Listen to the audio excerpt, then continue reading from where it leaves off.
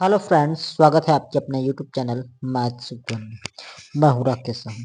आज इस वीडियो में आरआरबी ग्रुप डी 2025-26 के लिए कुछ क्वेश्चन है जो कि रेलवे की परीक्षा में पूछे गए हैं। तो ये क्वेश्चन पहला है कि निम्नलिखित का मान ज्ञात कीजिए। 5 की पावर 3 गुणे 5 की पावर 4 गुणे 5 की पावर 2, इसका मान क्या होगा। यहाँ पे देखेंगे जो बेस है आधार 5 है, घात 3 है, यहाँ पे आधार 5 है, घात 4 है, आधार 5 है, घात 2 है। यहाँ पे देखेंगे सभी में जो बेस है यानी आधार है वो सेम है और पावर अलग अलग है। तो जब आधार सेम होता है तो गुणा में पावर जुड़ जाती है। तो यहाँ पे देखेंगे 5 की पावर 3 है, यहाँ 5 की पावर 4 है, यहाँ 5 की पावर 2 है। सब में आधार सेम है तो इसकी जो पावर है वो जुड़ जाएगी। तो 5 की पावर 3 प्लस 4 प्लस 2, इसको जोड़ देंगे तो हो जाएगा 5 की पावर 3 4 7 2 9। तो 5 की पावर 9 यही आपका आंसर हो जाएगा। तो इसको हल करेंगे तो इसका जो मान होगा 5 की पावर 9 यही आपका आंसर हो जाएगा। इसी प्रकार अगला क्वेश्चन है, कह रहा 3 संख्याओं का अनुपात 5:6:8 है और उनके वर्गों का योग 1250 है। तो उन संख्याओं का गुणनफल क्या है। कह रहा 3 संख्याओं का अनुपात 5:6:8 दे रखा है। तो संख्याओं में अनुपात दे रखा है, संख्याएं दे रखा है 5:6:8 दे रखा है। इनमें हम x से गुणा कर देते हैं तो इससे कुछ फर्क नहीं पड़ेगा। सभी में x से गुणा कर दिए, इससे कोई फर्क नहीं होगा। करेक्ट, 3 संख्याओं का अनुपात 5:6:8 है और इनके वर्गों का योग 1250 है। इनके वर्गों का योग 1250 है तो इनका तीनों का वर्ग कर लेते हैं, वर्गों का योगफल निकाल लेते हैं। तो 5 का वर्ग करेंगे, 5 का वर्ग यानी 5x का वर्ग करेंगे, इधर 6x, इधर 6x का वर्ग और इधर 8x। इन सब का वर्ग करके जोड़ देंगे तो 5×25 हो जाएगा, 5×25 एक्स स्क्वायर। इसको जोड़ेंगे 6×6=36 एक्स स्क्वायर। इसको जोड़ेंगे 8×8 = 64 एक्स स्क्वायर। करा कि उनके वर्गों का योग 1250 है। पहली संख्या, दूसरी संख्या और तीसरी संख्या, इनके वर्गों का योग 1250 दे रखा है, जिनके वर्गों का योग कर लिया और ये दे रखा है 1250। इन सबको जोड़ लेंगे तो 25 6 31 31 और 64, 31 64 जोड़ेंगे 4 1 5 6 3 9, 6 3 9, 25 6 31 31 में 64 जोड़ेंगे तो 4 1 5 6 3 9, यानी कि 95 और एक्स स्क्वायर बराबर हो जाएगा 1250। यहाँ से एक्स स्क्वायर का मान निकालेंगे, 5×25। यहाँ पे थोड़ा मिस्टेक हो रही है, यहाँ पे 5x का स्क्वायर करेंगे 5×25 एक्स स्क्वायर हो जाएगा, 6 का करेंगे 6×6 = 36 हो जाएगा, 36 एक्स स्क्वायर हो जाएगा और 8x का स्क्वायर करेंगे 8×8 = 64 हो जाएगा और इन सब के वर्गों का योग दे रखा 1250। अब इसको हम जोड़ेंगे तो 25 36 25 प्लस 36 प्लस 64 जोड़ेंगे तो 25 प्लस 36, 25 प्लस 36 यहाँ पे सभी को जोड़ेंगे, यहाँ पे जोड़ मिस्टर 25 प्लस 36 और ये 64। इन सबको जोड़ेंगे तो 6 4 10 10 5 15 हाथ से ले 6 3 9 9 2 11 1 12 125, यानी कि 125 हो जाएगा। 125 एक्स स्क्वायर बराबर 1250।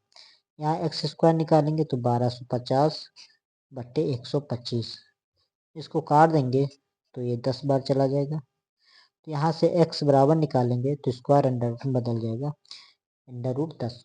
तो x मान हो जाएगा 10। कह रहा कि उन संख्याओं का गुणनफल ज्ञात करना, उन संख्याओं का गुणनफल ज्ञात करना यानी कि 5x गुणे 6x गुणे 8x, इसका गुणनफल क्या होगा वो निकालना है। तो गुणनफल निकालना है, गुणनफल निकालना है 5x गुणे 6x गुणे 8x, इन सबका गुणनफल निकालना है। तो 5 6 30, 30 को 8 से गुणा करेंगे 8 3 24 यानी 240। x 3 बार है तो x पावर 3 हो जाएगा। अब यहाँ पे इसको हल कर लेते हैं। 240 x का मान है 10 अंडर रूट 10, तो यहाँ पे अंडर रूट 10 की पावर 3 यानी 3 कर देंगे। अब इसको 3 बार करना है, तो 240 गुणे इसको 3 बार करेंगे अंडर रूट 10 गुणे अंडर रूट 10 गुणे अंडर रूट 10 3 बार, तो 3 बार गुणा करेंगे तो 240 अंडर रूट 10 इसका गुणा करेंगे तो सिर्फ 10 आ जाएगा, सिर्फ 10 आ जाएगा। और इस अंडर रूट 10 इसका गुणा अंडर रूट 10 ही हो जाएगा। अंडर रूट 10 अंडर रूट 10 का गुणा 10 हो जाएगा और ये अंडर रूट 10 अकेला हो जाएगा। इसको इससे गुणा करेंगे तो हो जाएगा 2400 अंडर रूट 10। तो इसका जो आंसर हो जाएगा वो 2400 अंडर रूट 10 यही आपका आंसर हो जाएगा। तो इसका आंसर होगा, संख्याओं का जो गुणनफल होगा 2400 अंडर रूट 10, यही आपका आंसर हो जाएगा। इसी प्रकार अगला क्वेश्चन है, अगला क्वेश्चन देख लेते हैं। कह रहा किसी रियायती बिक्री में 10,490 रुपए के अंकित मूल्य वाली एक साड़ी अब 9,441 रुपए में बेची जाती है। कह रहा किसी रियायती बिक्री में 10,490 रुपए के अंकित मूल्य वाली एक साड़ी अब 9,441 में बेची जाती है। अंकित मूल्य दे रखा है, अंकित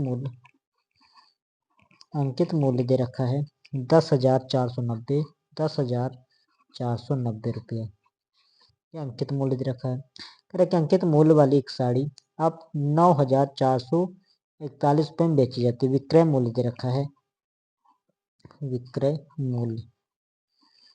मूल्य दे रखा है 9,441 रुपये में बेची जाती है। कह रहा कि साड़ी पर कितने प्रतिशत की छूट दी जाती है। छूट कह रहा कि साड़ी पर कितने प्रतिशत की छूट दे रखी है। अंकित मूल्य इतनी है और विक्रय मूल्य 9,441 रुपये, तो हम छूट निकाल लेते कि छूट कितनी हो रही। छूट बराबर होता है अंकित मूल्य माइनस विक्रय मूल्य।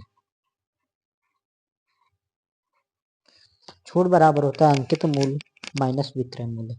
अंकित मूल्य कितना है, अंकित मूल्य दे रखा है 10,490, इसमें से हम माइनस कर देंगे 9,441 माइनस कर देंगे। दहाई लाए 10 में 1 गया 9, यहाँ बचे 8, 8 में 4 गया 4, यहाँ 4 में 4 गया 0, 10 में 9 गया 1, अर्थात जो छूट है वो 1,049 रुपए की छूट आई। कह रहा कि साड़ी पर कितने प्रतिशत छूट दी गई, प्रतिशत बताना है, प्रतिशत छूट, तो प्रतिशत छूट, तो छूट ऊपर कर देंगे, छूट ऊपर कर देंगे, छूट बटे अंकित मूल्य पर दी जाती छूट, तो अंकित मूल्य है 10,490, इसको काट देंगे और प्रतिशत के लिए 100% से गुणा कर देंगे, तो यहाँ पर 1/10 हो जाएगा और इधर गुणे 100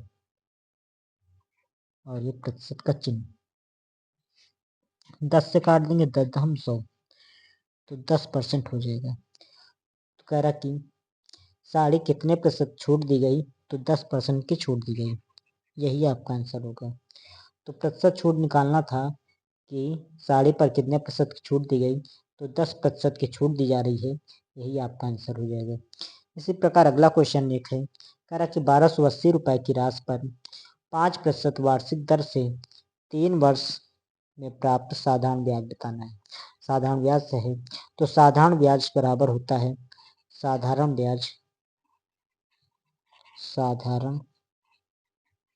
ब्याज बराबर मूलधन गुणे दर गुणे समय बटे 100।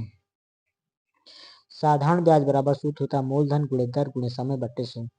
यहाँ पे जो मूलधन दे रखा 1280 रुपया, मूलधन के नीचे मूलधन कर देंगे, गुणे दर दे रखी 5%, गुणे समय 3 वर्ष बटे कर देंगे 100।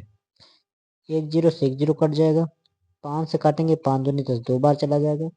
अब 2 से इसको काटेंगे 2 6 12, 2 चौको 8, ऊपर बचा 64 और इधर बचा 3, इसको गुणा कर देंगे, 3 चौक 12 के 2, हासिल 1 तिरछंग 18 19, 192 रुपया साधारण ब्याज हो जाएगा। कह रहा कि प्राप्त साधारण ब्याज ज्ञात कीजिए, तो 192 रुपया साधारण ब्याज, और यही आपका आंसर होगा।